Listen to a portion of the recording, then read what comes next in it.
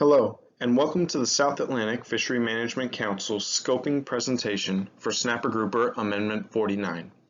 My name is Michael Schmidtke, and I am a fishery biologist and the Snapper Grouper FMP lead with the Council.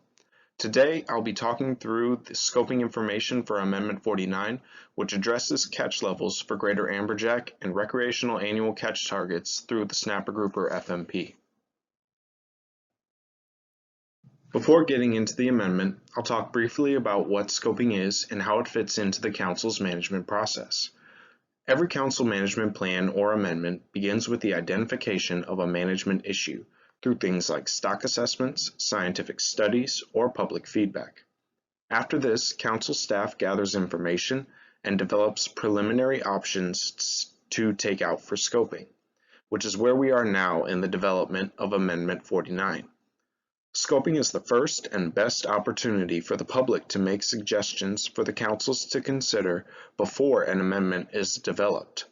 This way, the council and staff have time to fully consider and potentially incorporate actions, alternatives, or other factors from scoping comments into the amendment. After scoping, the focus turns more from what actions or alternatives should be considered to which alternatives should be chosen for use in management.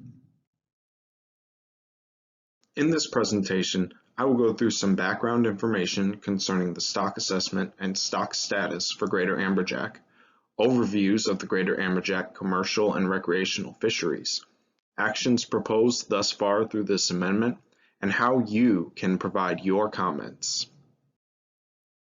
The SEDAR 59 stock assessment for South Atlantic Greater Amberjack was completed in 2020. This assessment found spawning stock biomass to be greater than the minimum stock size threshold and the SSB needed to produce maximum sustainable yield. This is shown in the top two graphs of Figure 1, where the green ovals highlight the most recent biomass levels evaluated, which are greater than the reference levels shown by the solid lines. Thus, South Atlantic Greater Amberjack are not overfished. The assessment also found that the most recent annual fishing mortality rate was less than the rate that would result in maximum sustainable yield. This is shown in the bottom graph, where the green oval highlights the most recent fishing mortality rates, which are below the reference level shown by the solid line. Thus, South Atlantic Greater Amberjack are not experiencing overfishing. The commercial fishery is managed using an annual catch limit of 769,388 pounds gutted weight. The commercial minimum size limit is 36 inches fork length. The fishing year begins in March and lasts through the subsequent February. A spawning closure is in place in April, when no sale or purchase of Greater Amberjack from federal waters is permitted. Commercial fishermen may harvest or possess Greater Amberjack, but are limited to one fish per person per day or per trip, whichever is more restrictive. The commercial fishery is also managed using a split season, which was put in place just last year to help reduce commercial closures. 60% of the commercial ACL is allocated to Season 1, from March through August, and 40% is allocated to Season 2, from September through February. Remaining quota from Season 1 is carried forward to Season 2, but remaining quota from Season 2 is not carried forward. The commercial seasons have different trip limits.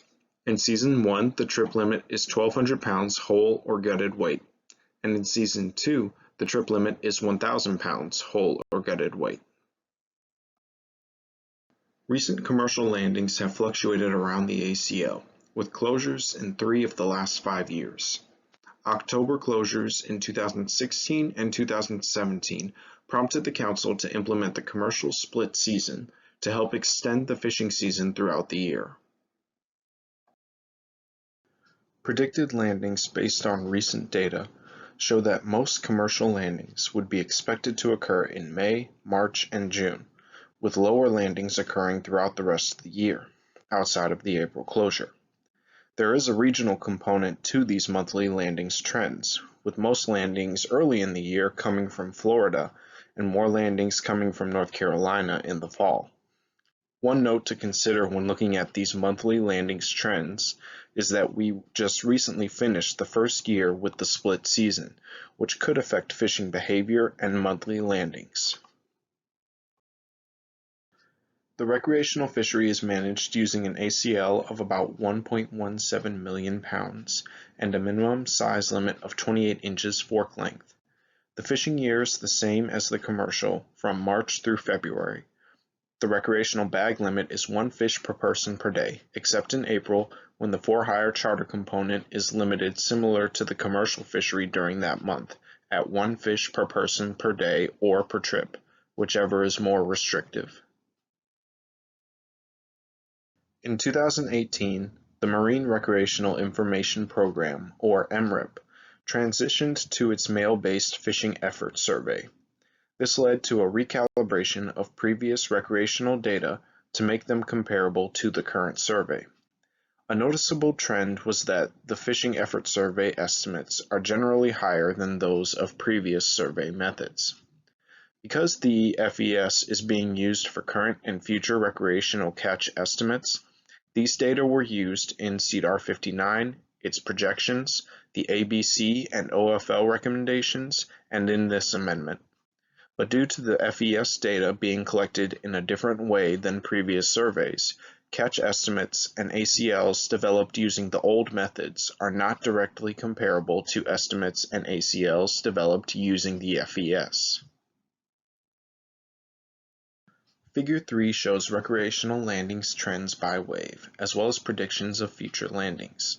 The mean 3-year prediction is based on the average landings within a wave for the 3 most recent years in which the entire wave was open to be fished.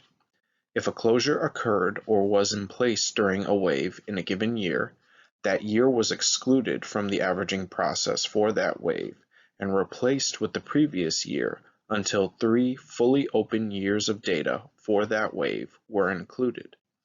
The mean 5-year prediction was estimated in similar fashion, using 5 years worth of data for each wave instead of 3. Recreational landings typically peak in May through August, but similar to the commercial fishery, Greater Amberjack are caught in some capacity within the South Atlantic throughout the year, albeit with some spatial trend within the region. Following the stock assessment, the Council's Scientific and Statistical Committee reviewed the results and recommended levels for the overfishing limit and acceptable biological catch, based on the assessment's projections of future landings and stock conditions. An overfishing limit, or OFL, is the highest amount of annual harvest that the stock can sustain without overfishing occurring, and is typically taken straight from an assessment projection. An acceptable biological catch, or ABC, is an amount equal to or lower than the OFL that accounts for assessment uncertainty and how much of a risk of overfishing the Council is willing to accept. Recommended OFL and ABC levels are shown in Table 1 of the scoping document. Please note that the OFLs and ABCs decline from a high value in the first projected year of management to their lowest value in the final projection year. This is the case because Greater Amberjack are not overfished and thus have fish beyond those needed to produce maximum sustainable yield. Higher fishing levels in initial years use this surplus and move the long-term OFL down until it settles near maximum sustainable yield. You can see this settling happen further out in the projections, as the difference in OFL between the final 2 years is much smaller than the difference in the first 2 years. In light of the SSC's recommendations, the Council is considering revisions to the total annual catch limit and sector allocations for Greater Amberjack. These are addressed in Actions 1 and 2 of the current amendment. Amendment 49 also considers removal of recreational annual catch targets, or ACTs, from the entire snapper grouper FMP. Recreational ACTs are values set below the ACL that account for uncertainty of recreational catch estimates. These values are not codified nor used to develop any current management measures. Another important note as I explain the actions and alternatives considered.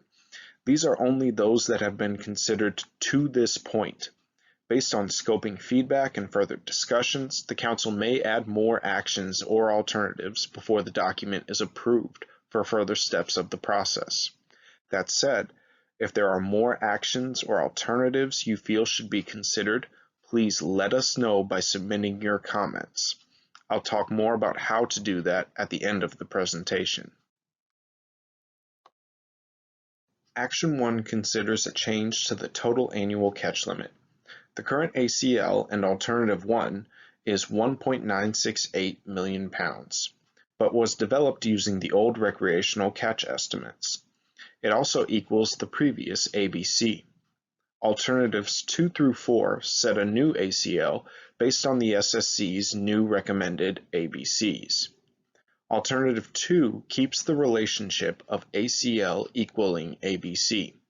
In March of this year, the Snapper Grouper Committee selected this alternative as their preferred, which means that analyses involving a total ACL, such as those that you'll see for Action 2, will assume the levels from this alternative. Buffers are sometimes put in between the ABC and ACL to account for uncertainty in managing the fishery to the ACL. Alternative 3 adds such a buffer, making the ACL 90% of the ABC. Alternative 4 adds a larger buffer, making the ACL 80% of the ABC. ACLs for each fishing year would be as shown in this table, with the ACL remaining at the level of the 2026 to 27 fishing year in future years until it is changed by a future amendment. Action 2 considers changing how the total ACL is allocated into the commercial and recreational sector ACLs. The current allocations are based on a weighted average of landings from 1986 through 2008, with recreational estimates coming from the previous MRFS dataset. This resulted in 40.66% of landings allocated to the commercial fishery and 59.34% of landings allocated to the recreational. Alternative 1 would maintain these allocations. This table shows the total commercial and recreational ACLs using the combination of the committee's preferred alternative from Action 1 and the shown alternatives from Action 2. Numbers shown in the commercial and recreational ACL columns are for the first year of management and the last year of projections.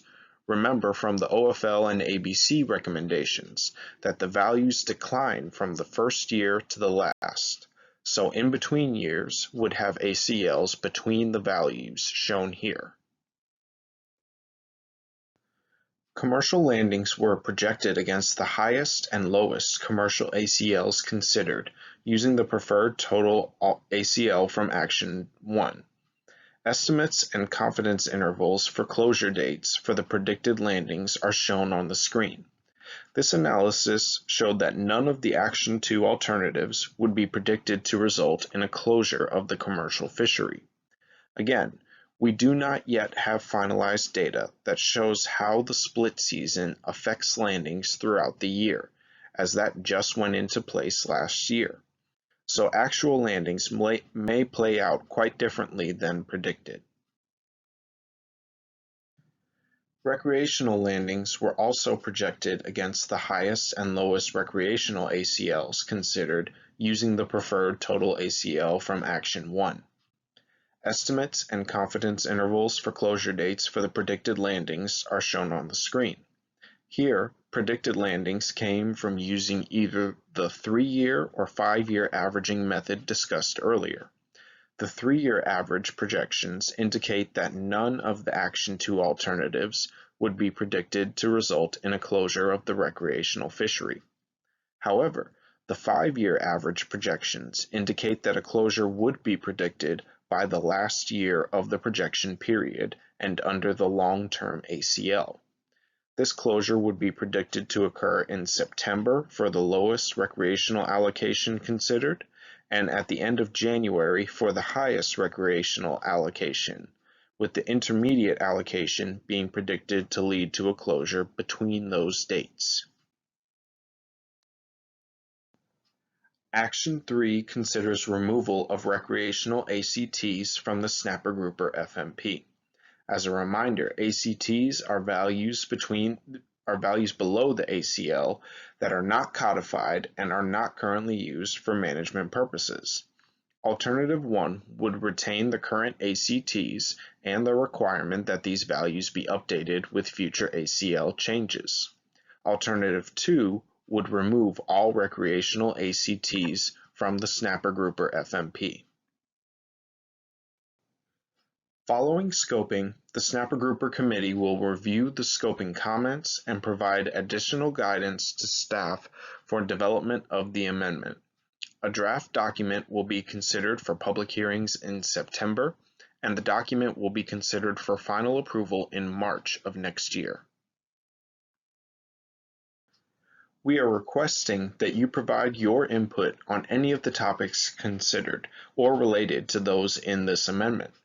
Specifically, we'd like to know if there are additional allocation options that should be considered for Greater Amberjack or any changes to the Greater Amberjack management measures that should be considered. Comments can be submitted at the scoping webinars. Information for these webinars can be found on the Council's Public Hearings and Scoping Meetings page. Written comments can also be submitted using the Council's online form, by mail, or by fax using the information shown. Written comments must be submitted by 5 p.m. on April 16th for inclusion in the comments presented to the Council at the June 2021 meeting. For any additional questions on Amendment 49 or Snapper Grouper Management, please contact me at mike.schmidtke@safmc.net or the phone number shown. Thank you for your interest in South Atlantic Fishery Management and for watching this presentation.